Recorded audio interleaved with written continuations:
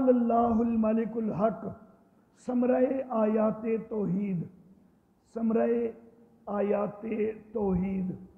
میں نے کہا تھا نا 5 آیات توحید آئیں گی اور ایک ثمرہ آئے گا آیات توحید کا۔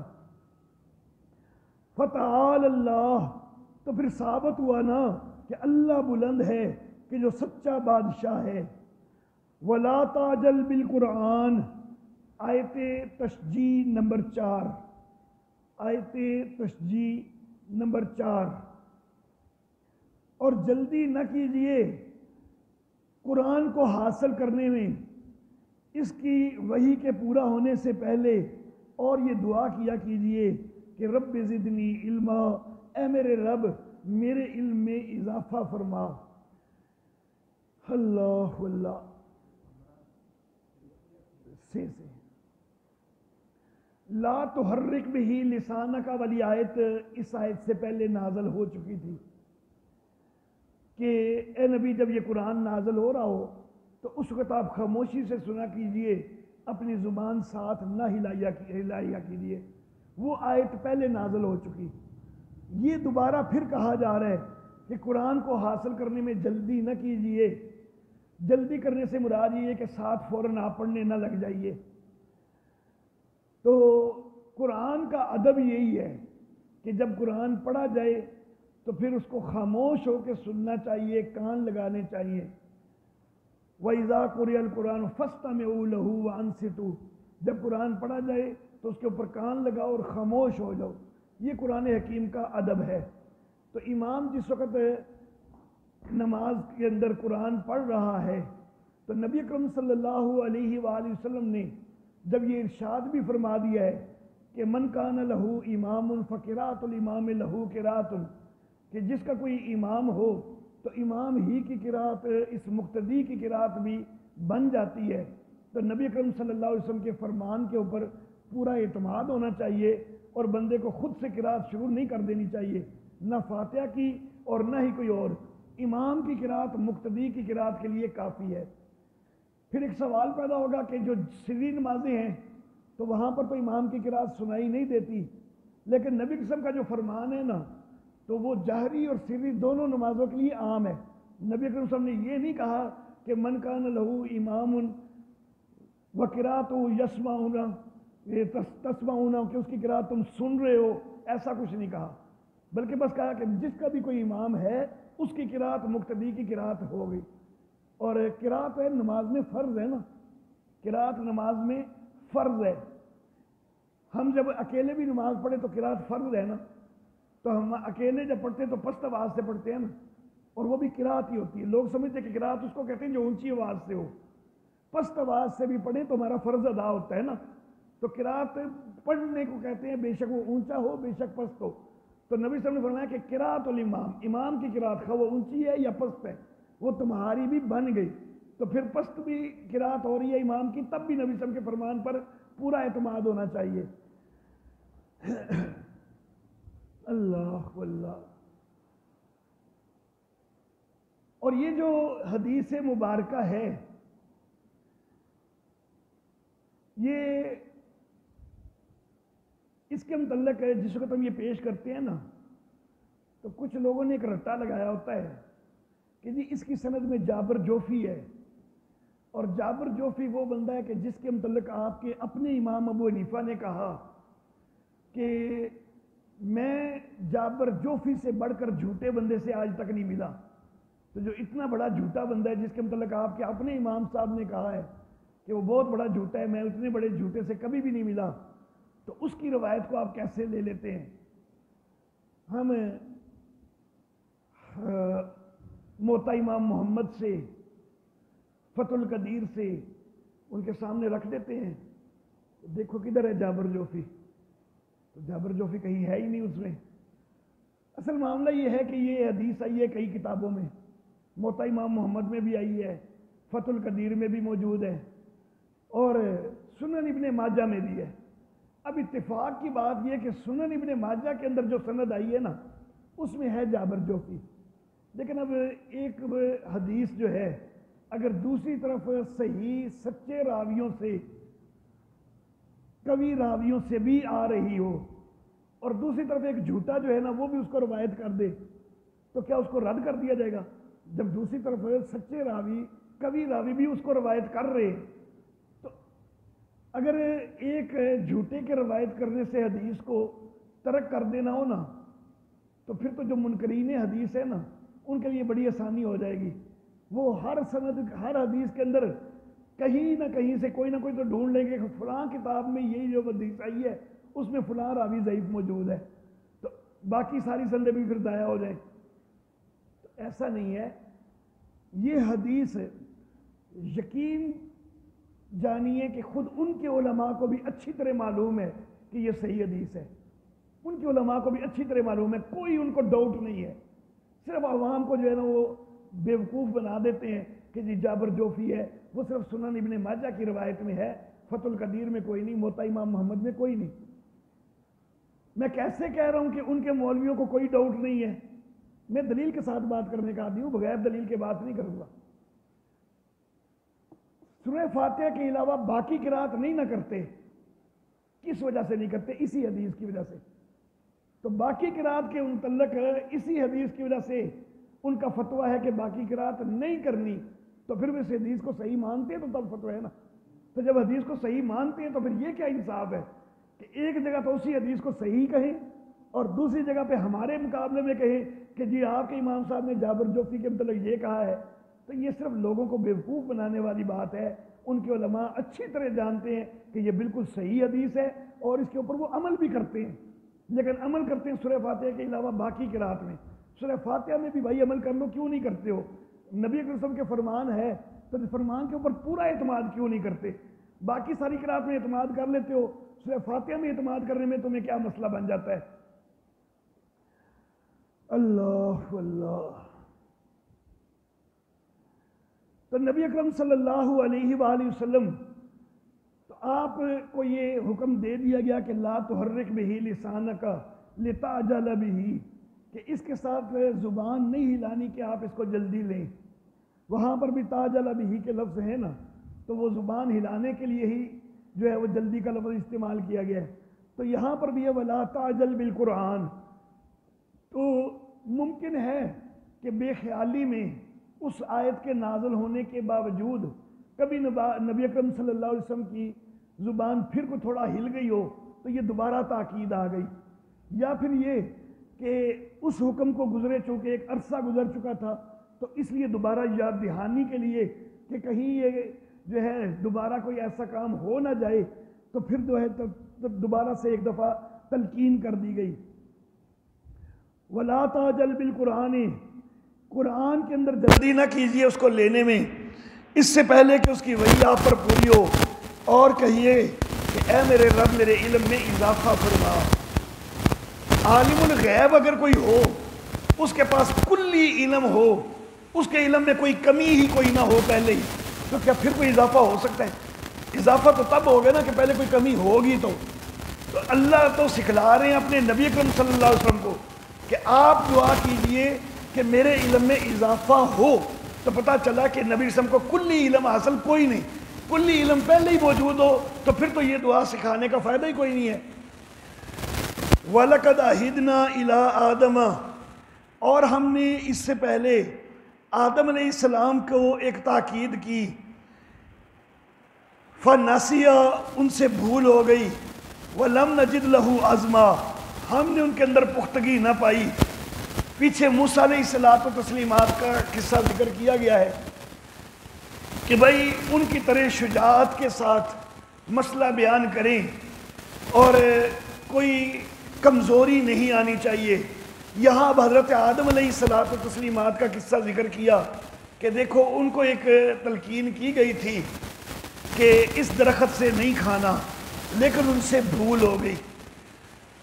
تو جب بھول ہوگی نا تو یہ گناہ نہیں ہے, لیکن بھول ہونے پر بھی بہرحال اللہ رب العزت کا یہ فیصلہ تھا کہ زمین پر اتارا جانا ہے, اور وہ اتار دیا گیا.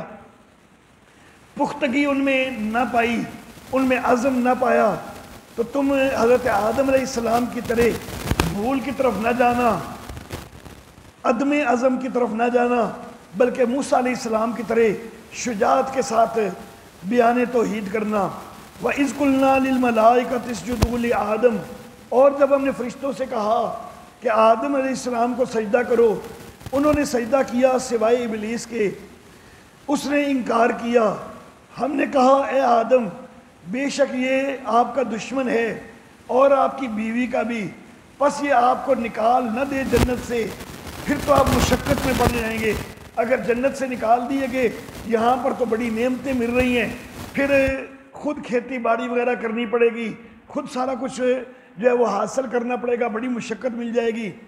ان لک الا تجوع فیہا، یہاں جنت میں آپ ہیں نا، تو یہاں آپ کے لیے یہ ہے کہ آپ کو بھوک بھی کوئی نہیں ہوگی، ولا تعرا، اور نہ ہی آپ برہنہ ہوں گے، ننگے ہوں گے، وانک لا تظمأ فیہا، اور یہ بھی ہے کہ آپ کو اس کے اندر پیاس بھی کوئی نہیں لگے گی، ولا تضحا، اور نہ ہی دھوپ آپ کو ستائے گی۔ 4 چیزوں کا یہاں پر ذکر کیا۔ آپ کو بھوک نہیں لگے گی، گویا کہ کھانے وغیرہ کا انتظام، جنت میں ویسے بھی بھوک کوئی نہیں لگنی، کھانا وغیرہ جو ہے نا وہ صرف ایک طلب پیدا ہوگی جب ہم انشاءاللہ سارے جنت میں ہوں گے، اللہ کرے ہم جنت میں بھی یوں ہی اکٹھے ہوں سارے، تو جنت میں بھوک پیاس بالکل لگنی کوئی نہیں۔ اب جس وقت بھوک اور پیاس کوئی نہ لگے، تو آپ کو بالکل بھوک کوئی نہ ہو، تو پھر آپ کو کوئی کہے کہ نہیں کھا، آپ کھاتے ہیں؟ آپ کہتے ہیں نہیں یار دل نہیں ہے، یعنی بھوک نہ بھی ہو نا تو پھر کھانا، اگرچہ کھانا ایک نعمت ہے لیکن یہ نعمت بھی اذیت لگتی ہے کہ بھوک نہیں پھر بھی کھائیں، پیاس بالکل نہیں ہے، پانی کی طلب بالکل نہیں ہے، پھر بھی کوئی آپ کو کہے نہیں پانی پی ہی پی، تو چلو تھوڑا بہت اگر اس کے کہنے پر آپ پی بھی لیں گے تو کتنا کو پی لیں گے، لیکن وہاں پر جنت میں تو آپ کھائیں گے اور ڈٹ کے کھائیں گے، حالانکہ بھوک نہیں ہوگی، پیاس نہیں ہوگی، پیے جائیں گے ڈٹ کے پئیں گے۔ اصل میں وہاں پر بھوک نہیں ہوگی لیکن طلب ضرور ہوگی۔ بھوک جو ہے وہ اذیت ہے، طلب جو ہے وہ اذیت نہیں ہے۔ جنت کے اندر اذیت نہیں ہونی، اس لیے بھوک کوئی نہیں ہونی، پیاس کوئی نہیں ہونی، لیکن چونکہ طلب ہوگی اس لیے کھانا جو ہے وہ اچھا لگے گا۔ ویسے بھوک کے بغیر کھانا اچھا نہیں لگتا ہوتا، پیاس کے بغیر پینا اچھا نہیں لگتا ہوتا، لیکن وہاں پر چونکہ طلب تو ہوگی تو اس لیے کھانا بھی اچھا لگے گا، پینا بھی اچھا لگے گا۔ تو سیدنا آدم علیہ الصلوۃ والتسلیمات کو بھی کہہ دیا گیا کہ یہاں پر بھوک بھی کوئی نہیں، آپ اریاں بھی نہیں ہوں گے، آپ کو پیاس بھی نہیں ستائے گی، اور یہاں پر دھوپ بھی نہیں ستائے گی۔ 4 چیزیں یہاں ذکر کر دی گئی۔ اللہ واللہ، روٹی، کپڑا اور مکان، یہ نعرہ سن 77 کے انتخاب کے اندر بڑا چلا تھا۔ تو یہ 3 بنیادی ضرورتیں سمجھی جاتی ہیں کہ کھانا مل جائے، لباس مل جائے اور ٹھکانہ مل جائے، اور چوتھی یہاں پر پانی کا تذکرہ ہے، تو پانی کھانے کے بغیر کھانا بھی جو ہے نا وہ پورا نہیں ہوتا۔ تو 4 بنیادی ضروریات ہیں انسان کی کہ اس کو کھانا ملے، اس کو پینا ملے، اس کو لباس ملے، اس کو کوئی ٹھکانہ ملے۔ تو یہ 4 چیزیں جو انسان کی بنیادی ضروریات ہیں وہ اللہ کہہ رہے ہیں کہ یہاں پر خود بخود آپ کی پوری ہو رہی ہے، آپ کو کوئی محنت نہیں کرنی پڑے گی۔ لیکن اگر آپ یہاں سے دنیا میں بھیج دیے گئے تو یہ 4 چیزوں کو حاصل کرنے کے لیے محنت کرنی پڑے گی۔ فوسوس الیہ الشیطان، شیطان نے ان کو وسوسہ ڈالا، اس نے کہا کہ اے آدم کیا میں آپ کو رہنمائی نہ کروں اس درخت کی کہ جو ہمیشگی کا ہے اور جو بادشاہت کا ہے، ایسی بادشاہت کہ جو کبھی پرانی نہ ہو۔ شیطان نے آدم علیہ السلام کو کیسے وسوسہ ڈالا؟ جبکہ شیطان تو جنت سے نکال دیا گیا تھا جب اس نے سجدے سے انکار کیا تھا، تو اس کو تو نکال دیا گیا تھا۔ اب اس پر کچھ لوگوں نے یہ کہنا شروع کر دیا کہ سانپ جنت کے اندر داخل ہو رہا تھا تو شیطان جلدی سے سانپ کے اندر گھس گیا، تو سانپ داخل ہوا تو شیطان بھی اس طرح جو ہے نا وہ اندر داخل ہو گیا، اور اس طرح اندر داخل ہو کے تو اس نے حضرت آدم علیہ السلام کو وسوسہ ڈال دیا۔ لیکن میں یہ عرض کرنا چاہوں گا کہ جس کو اللہ نکالے تو کیا وہ دھوکے سے داخل ہو سکتا ہے؟ یہ کبھی ممکن ہی نہیں کہ اللہ کا نکالا ہوا یوں سانپ کے اندر گھس کے جو ہے نا وہ جنت میں داخل ہو جائے، یہ بالکل غلط بات ہے۔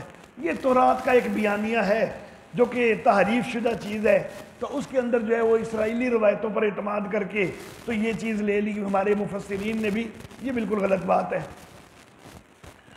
اصل معاملہ یہ ہے کہ قرآن حکیم کے اندر قرین کا ذکر آتا ہے، قرین، اردو میں اس کو ہمزاد کہتے ہیں۔ ہر انسان کے ساتھ ایک ہمزاد، ایک قرین موجود ہے، اور یہ جو ہمزاد ہیں یہ شیطان کے چیلے ہیں، یہ شیطان سے پٹیاں پڑھتے ہیں، اور ایک حدیث میں آتا ہے کہ شیطان سمندر کے اوپر اپنا تخت لگاتا ہے اور اس کے چیلے آ کے اپنی اپنی رپورٹیں دیتے ہیں کہ میں نے آج یہ کام کیا ہے، میں نے یہ کام کیا ہے۔ وہ ان کی سنتا جاتا ہے اور کہتا ہے کہ چلو ٹھیک ہے کر چھڑے، لیکن کوئی خاص مار کا نہیں ماریا تو، اور کوشش کر، اور محنت کر، وہ اس طرح کہتا جاتا ہے، یہاں تک کہ ایک آتا ہے وہ کہتا ہے کہ میں آج 2 میاں بیوی کے درمیان لڑائی کروایا ہوں، ان کے درمیان جدائی ڈلوایا ہوں، تو شیطان تخت سے اٹھ کے اس کو گلے ملتا ہے کہ تو کم کیتا ہے صحیح۔ تو یہ چیلے جو ہیں، یہ ہمزاد، یہ قرین، یہ ہر انسان کے ساتھ ایک ایک لگا ہوا ہے۔ تو یہ کریم پھر وہ شیطان کی مجلس میں بھی جاتا ہے، پھر بندے کے پاس بھی آتا ہے، اس کو رپورٹ پیش کرنے بھی جاتا ہے، تو اس کریم کے ذریعے بہکایا ہے، خود اندر داخل ہونے والا معاملہ کوئی نہیں ہے، یہ ہمزاد کے ذریعے جو ہے وہ بہکا دیا۔ اللہ واللہ۔ اچھا جی، شیطان نے وسوسہ ڈال دیا، کہا کہ اے آدم میں ایسا درخت نہ بتاؤں کہ جو ہمیشگی کا درخت ہے، یعنی اس نے دل میں یہ وسوسہ ڈالا کہ یہ جس درخت سے اللہ نے منع کیا ہے نا، یہ اصل میں ہمیشگی کا درخت ہے، اگر اس میں سے کوئی کھا لے نا تو اس کے اوپر موت نہیں آتی، وہ ہمیشہ رہتا ہے، اور اس کو بادشاہت بھی ایسی ملتی ہے کہ جو بادشاہت کبھی پرانی نہیں ہوتی، بوسیدہ نہیں ہوتی، نئی نئی بادشاہت ہوتی ہے نا جب، تو ابھی نیا نیا جس وقت بادشاہ کوئی بن کے آتا ہے، حکمران بن کے آتا ہے، بے شک دور اعظم میں وزیر اعظم کہہ رہے ہیں، لوگوں کو اس کے اوپر بڑی توقعات ہوتی ہیں جب ابھی نیا نیا آتا ہے، اس کے ابھی بھی کئی نعرے لگ رہے ہوتے ہیں اس کے حق میں، خاص طور پر جو اس کے اپنے چیلے چانٹے ہوتے ہیں، تو وہ تو بڑے پرجوش جو ہے نا اس کے حق میں بیانات دے رہے ہوتے ہیں، اس کی تعریفیں ہو رہی ہوتی ہیں، لیکن جوں وقت آہستہ آہستہ آگے گزرتا جاتا ہے اور اس حکمران کی کوتاہیاں سامنے آنے لگ جاتی ہیں، تو پھر لوگوں کے دل سے وہ نکلنا شروع ہو جاتا ہے، تو جو حکومت پرانی ہو جاتی ہے تو وہ لوگوں کے دل میں وہ قدر نہیں رہتی، تو شیطان نے پٹی یہ پڑھائی کہ آپ کو تو ایسی بادشاہت ملے گی کہ جو کبھی پرانی ہوگی نہیں، جس طرح نئی نئی بادشاہت کی لوگوں کے دلوں میں قدر ہوتی ہے نا، آپ کی ہمیشہ اسی طرح قدر رہے گی، تو وہ درخت ہے۔ فَأَكَلَا مِنْهَا، ان دونوں نے اس سے کھا لیا۔ قرآن حکیم میں دوسرے مقام پر ذَاقَ کا بھی لفظ ہے، تو جس کا معنی چکھنا ہے، تو بہت زیادہ کھایا نہیں تھا، چکھا ہی ہے، کسی جگہ پر اللہ نے تعبیر اکلا کے ساتھ کر دی۔ فَأَكَلَا مِنْهَا، دونوں نے اس سے کھا لیا۔ فَبَدَتْ لَهُمَا سَوْآتُهُمَا، ان کی شرمگاہیں کھل گئیں۔ پیچھے کہا گیا تھا نا کہ آپ عریاں نہیں ہوں گے، لیکن سب سے پہلا نتیجہ یہ فوری نکلا کہ یا تو پہلے جنت کا ایک لباس دیا گیا تھا وہ چھین لیا گیا، اور یا یہ کہ پہلے ان کو عریاں ہونے کا احساس نہیں تھا اور اب اچانک عریاں ہونے کا احساس ہو گیا، لیکن پہلی تعبیر زیادہ ٹھیک ہے کہ ان کو کوئی جنت کا لباس دیا گیا تھا، کیونکہ پہلے اللہ فرماتے ہیں کہ لا تارا، آپ عریاں نہیں ہوں گے، تو کوئی نہ کوئی لباس برحال تھا پہلے، اگرچہ بعض مفسرین نے دوسری بات کی ہے، لیکن زیادہ بات پہلی ٹھیک ہے کہ عریاں نہیں تھے، پہلے کوئی جنت کا لباس دیا گیا تھا، اب اچانک جو ہے جوں ہی وہ پھل چکھا تو اچانک جو ہے وہ لباس چھین لیا گیا، شرمگاہیں کھل گئیں۔ وَطَفِقَا يَخْصِفَانِ عَلَيْهِمَا، باقی جو 3 سہولتیں ہیں نا وہ بعد میں جب دنیا میں بھیج گئے تو پھر کھانا بھی ختم، پینا بھی ختم، ٹھکانہ بھی ختم جنت کا، تو وہ والی 3 سہولتیں بعد میں ختم ہوئی ہیں، ایک سہولت جو ہے وہ پہلے ختم ہو گئی، لباس والی، تو جلدی سے جنت کے پتے جو ہیں، درختوں کے پتے، ان کے ساتھ اپنے آپ کو ڈھانٹنے لگ گئے۔ کہتے ہیں کہ قریب جو درخت موجود تھا وہ انجیر کا درخت تھا، تو انجیر کے درخت کے پتوں سے اپنے آپ کو ڈھانپنا شروع کیا۔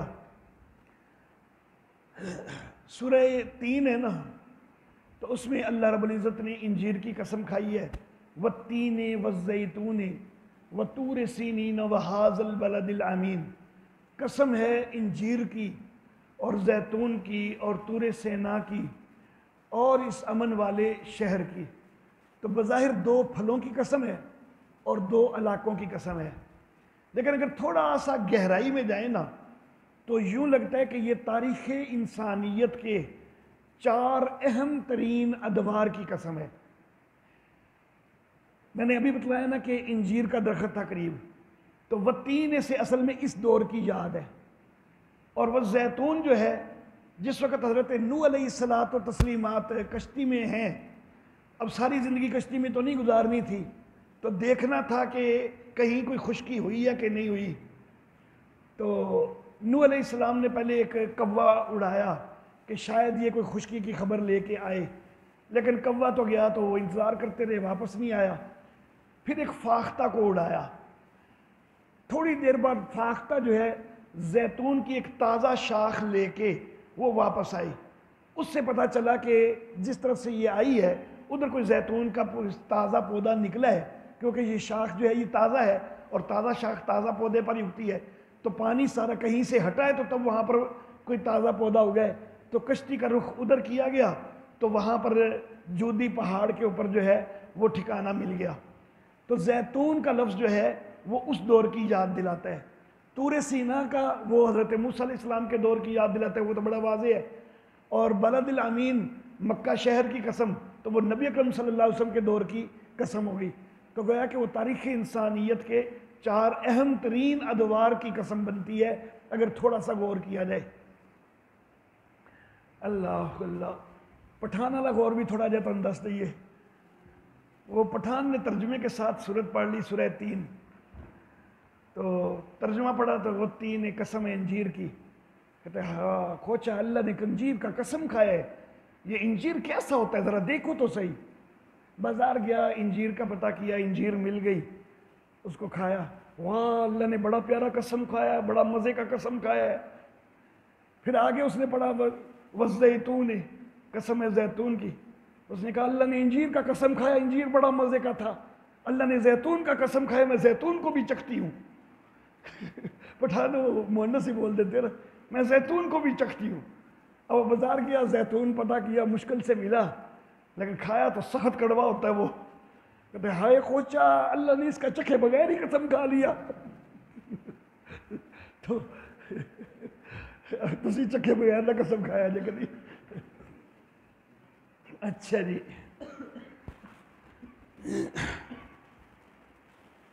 تو انجیر کا درخت تھا تو پتوں سے اپنے آپ کو ڈھانکنے لگے۔ وَعَصَىٰ آدَمُ رَبَّهُ فَغَوَىٰ، کچھ الفاظ ایسے ہوتے ہیں کہ ان کا ترجمہ کرتے ہوئے بڑی احتیاط وہ لازم ہوتی ہے۔ وَعَصَىٰ آدَمُ، اور بات ٹالی آدم علیہ السلام نے۔ عصا کا عموماً ترجمہ کیا جاتا ہے نافرمانی کی، لیکن یہ اللہ کے نبی ہیں تو اللہ کے نبی کے لیے لفظ بڑے سوچ سمجھ کے استعمال کرنے چاہیے۔ اصل میں معاملہ یہ ہوتا ہے کہ جتنا کوئی زیادہ محبوب ہوتا ہے نا، جتنا کوئی زیادہ پیارا ہوتا ہے، جتنا زیادہ قریبی ہوتا ہے، اس کے لیے لفظ اتنے زیادہ شدید بھی استعمال ہو جاتے ہیں، اور وہ ہوتے پیار سے ہی ہیں۔ تو انبیاء کرام اللہ رب العزت کو سب سے پیارے ہیں۔ میں نے چند دن پہلے بھی غالباً اس کی مثال دی تھی کہ آپ احباب میرے طلبہ ہیں اور میرا آپ کے ساتھ ایک محبت کا تعلق ہے۔ اب اتفاقاً آپ بھی بیٹھے ہوں اور ایک بندہ باہر سے آ کے بیٹھ گیا، اس کے ساتھ مجھے کوئی تعلق نہیں، نہ میں اس کو جانتا نہ وہ مجھے جانتا، لیکن سبق چل رہا تھا تو چلو اس نے کہا کہ میں بھی سن لیتا ہوں، وہ بھی بیٹھ گیا۔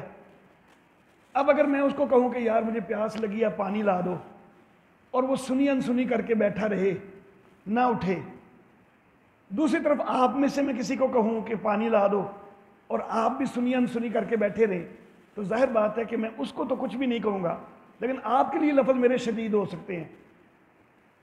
مجھے آپ کے اوپر ناراضگی کا حق ہے، کیونکہ میرے جتنی محبت زیادہ ہوتی ہے نا اتنا مان زیادہ ہوتا ہے، تو جب مان ٹوٹتا ہے نا تو لفظ سخت استعمال ہو جاتے ہیں۔ حضرت انور شاہ کاشمیری رحمہ اللہ چائے کے بڑے عادی تھے، تو سبق کے دوران بھی جو ہے انہوں نے بار بار چائے پینی ہوتی تھی۔ غالباً علامہ شبیر احمد عثمانی رحمہ اللہ، غالباً ان کی بات ہے کہ وہ جس وقت ہر سال کسی نہ کسی بچے کی ڈیوٹی لگ جاتی تھی کہ بھائی تو نے مجھے چائے بنا کے دینی کرنی ہے، تو غالباً وہ علامہ شبیر احمد عثمانی صاحب کی بات ہے کہ ان کی ڈیوٹی تھی چائے دینے کی جس وقت وہ طالب علم تھے۔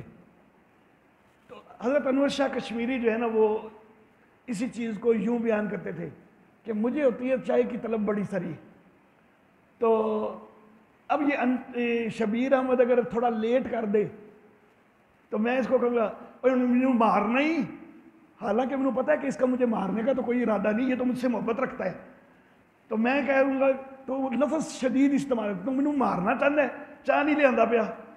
تو یہی چیز ہوتی ہے کہ جتنا کوئی قریبی ہوتا ہے نا تو لفظ اس کے لیے شدید آ جاتے ہیں۔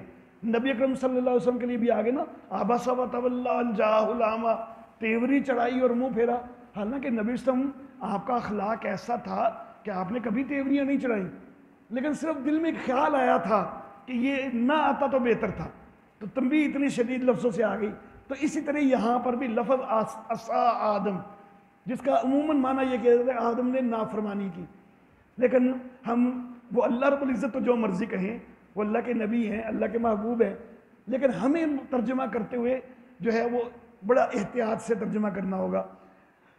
بات ٹالی آدم علیہ السلام نے اپنے رب کی، فغوا، پس وہ سیدھی راہ سے ہٹ گئے، ثم اجتباہ ربہ، ان کے رب نے ان کو چن لیا، فتاب علیہ وہدا، اللہ نے ان کی توبہ قبول کی اور ان کی رہنمائی کی۔ قال اہبطا منہا جمیعا، اللہ نے فرمایا کہ اتر جاؤ اس میں سے سارے کے سارے۔ اہبطا جو ہے یہ تثنیہ کا صیغہ ہے، لیکن قرآن حکیم میں دوسری جگہ پر اہبطو جمع کا صیغہ بھی آیا ہوا ہے۔ اب ایک جگہ تثنیہ کا صیغہ، ایک جگہ پر جمع کا صیغہ، تثنیہ 2 کے لیے ہوتا ہے، جمع 2 سے زیادہ کے لیے ہوتا ہے، تو مختلف تعبیریں جو ہیں وہ اس کی گئی ہیں کہ یہاں پر تثنیہ کا صیغہ آدم اور حوا دونوں کے لیے، جو سورۃ البقرہ کے اندر جمع کا صیغہ ہے تو وہ آدم، حوا اور شیطان ابلیس تینوں کے لیے، اگرچہ ابلیس کو پہلے نکال دیا گیا تھا تو لیکن صیغہ جو ہے وہ اکٹھا بھی استعمال کرنے میں تیسرا اس کا بھی ذکر ہو گیا۔ یا پھر بعض مفسرین کا کہنا کہ اہبطا عملی طور پر یہ 2 نکلے، لیکن آگے ان کی نسل نے بھی چلنا تھا، سورۃ البقرہ کے اندر ان کی نسل کے اعتبار سے اہبطو کہہ دیا گیا، جیسا کہ یہاں پر بھی آگے نسل کے اعتبار سے کہا گیا کہ بعضکم لبعض عدو، تم میں سے بعض کے دشمن ہوں گے۔ تو وہ آدم اور حوا نے تو ایک دوسرے کا دشمن نہیں ہونا تھا، ان کی نسل نے آگے سے ایک دوسرے کا دشمن ہونا تھا۔ آدم اور حوا ان کے تو آپس میں محبت تھی، آپس میں پیار تھا۔ بس اگر تمہارے پاس آئے میری طرف سے کوئی ہدایت، تو جو کوئی پیروی کرے گا میری ہدایت کی، فلا یضل ولا یشقی، تو نہ وہ بہکے گا نہ وہ مشقت میں پڑے گا۔ ومن اعرض عن ذکری، اور جو کوئی میرے ذکر سے اعراض کرے گا اس کے لیے تنگ ہوگی معیشت، دنیا کی معیشت تنگ ہوگی۔ وَنَحْشُرُهُ يَوْمَ الْقِيَامَةِ أَعْمَى، اور قیامت والے دن ہم اس کو اندھا کر کے اٹھائیں گے۔ دنیا کے اندر بھی اس کے لیے خرابی، آخرت میں بھی خرابی۔ اب دنیا کے اندر معیشت تنگ ہونا، کئی اللہ کے ذکر سے یعنی قرآن سے اعراض کرتے ہیں، لیکن ہم تو دیکھتے ہیں کہ ان کا پاس بڑا مال ہوتا ہے، تو اللہ کہہ رہے ہیں کہ جو اعراض کرے میرے ذکر سے تو اس کی معیشت تنگ ہوتی ہے، لیکن ہم تو یہ دیکھتے ہیں کہ جڑے مولوی لوگ ہوندے نے بیچارے تے انہاں دی معیشت تنگ ہوئی ہوندی ہے، اور جو قرآن سے اعراض کیے بیٹھے ہیں بڑے بڑے وہ جاگیردار بنے ہوتے ہیں۔ اصل معاملہ یہ ہے کہ معیشت تنگ ہونا جو ہے نا وہ صرف مال اسباب کی کثرت یا کمی کے اوپر اس کا انحصار نہیں ہے، اس کا انحصار ہے اطمینان قلب سے۔ جو ایمان والا ہے، اللہ رب العزت کے اوپر توکل والا ہے، اس کو اللہ قناعت کا مادہ دے دیتے ہیں، اور قناعت کا مادہ اور اس کے مال میں اللہ برکت ڈال دیتے ہیں. قناعت اور برکت کی وجہ سے مال دکھنے میں بے شک تھوڑا بھی کیوں نہ ہو نا تو وہ پھر بھی جو ہے وہ خوشی نظر آتا ہے, اس کو اطمینان قلب پھر بھی رہتا ہے. لیکن جس کو جو کفر کی وجہ سے اس سے اللہ قناعت اور توکل اور جو ہے برکت اللہ جس کی چھین لیتے ہیں نا, تو اس کے پاس ڈھیروں ڈھیر بھی ہو نا تو اس کا اطمینان کوئی نہیں ہوتا, اس کو پھر بھی بے چینی ہوتی ہے, وہ پھر بھی رونی روتا ہے, یار گزارا نہیں ہوندا. اللہ اللہ.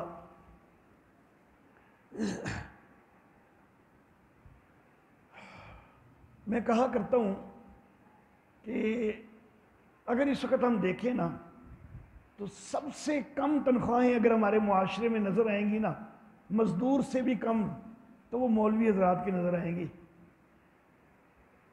اللہ رب العزت کسی کو زیادہ دے کے آزماتے ہیں کہ یہ شکر کرتا ہے کہ نہیں کرتا, کسی کو تھوڑا دے کے آزماتے ہیں کہ صبر کرتا ہے کہ نہیں کرتا. اور میں یہ سمجھتا ہوں کہ مولویوں کی اصل آزمائش تو ہے صبر والی, لیکن مولوی الحمدللہ پھر بھی صبر کے ساتھ ساتھ شکر بھی کرتے ہیں. حالانکہ ان کی آزمائش ان کو تھوڑا دیا گیا ہے تو آزمائش تو صبر والی ان کی بنتی ہے, لیکن اللہ کا یہ فضل ہے, اللہ کی یہ رحمت ہے کہ مولوی اس کے باوجود صرف صبر کرتے ہی نظر نہیں آتے بلکہ شکر کرتے بھی نظر آتے ہیں. اللہ اللہ. تو یہ معیشت زنک ہونا یہ ضروری نہیں کہ پیسے تھوڑے ہی ہو تو تب معیشت تنگ ہوتی ہے. جب دل تنگ ہو جائے بڑی سے بڑی رقم کے باوجود بھی دل پھر بھی پریشان ہی پریشان ہو تو یہ معیشت تنگ ہی ہوتی ہے. قیامت والے دن اس کو اندھا کر کے اٹھایا جائے گا. کالا کہے گا اے میرے رب کیوں تو نے مجھے اندھا کر کے اٹھایا, میں تو اچھا بھلا دیکھنے والا تھا. اللہ فرمائے گا اسی طرح میری آیتیں آئی تھی نا تیرے پاس تو تو نے ان کو بھلا دیا تھا. وَكَذَلِكَ الْيَوْمَ تُنْسَى, تو آج پھر اسی طرح تجھے بھی بلایا جائے گا, یعنی تیری طرف کوئی توجہ نہیں, تیری طرف رحمت کی نظر نہیں ہوگی. وَكَذَلِكَ یعنی تو نے دنیا میں ہماری آیتوں سے آنکھیں بند کیے رکھی تھی نا, تو اب تیرا جو ہے حشر یہ ہے کہ تجھے اندھا اٹھایا جائے, کیونکہ تو اسی لائق ہے. دنیا کے اندر آنکھیں دی گئی تھیں تو ہماری آیتوں کو پڑھنا چاہیے تھا, دیکھنا چاہیے تھا, لیکن تم نے آنکھیں بند رکھی تو اب تمہارا حشر یہ ہے کہ تمہیں اندھا کر کے اٹھایا جائے گا. لیکن یہ اندھا اٹھایا جانا یہ ایک وقت کے لیے ہوگا, اس کے بعد تو اعمال نامہ بھی پڑھنا ہے اس نے, اس کو دکھایا بھی جائے گا, اپنے بد اعمالوں کی سزا کو بھی اس نے دیکھنا ہے. تو بہرحال ایک وقت کے لیے اندھا کر کے اٹھایا جائے گا. اچھا جی. وَكَذَلِكَ نَجْزِي مَنْ أَسْرَفَ, اور اس طرح ہم سزا دیتے ہیں اس کو کہ جو حد سے بڑھے اور اپنے رب کی باتوں کو وہ نہ مانے. وَلَعَذَابُ الْآخِرَةِ أَشَدُّ وَأَبْقَىٰ, اور جو آخرت کا عذاب ہے تو وہ تو زیادہ سخت ہے اور باقی رہنے والا ہے.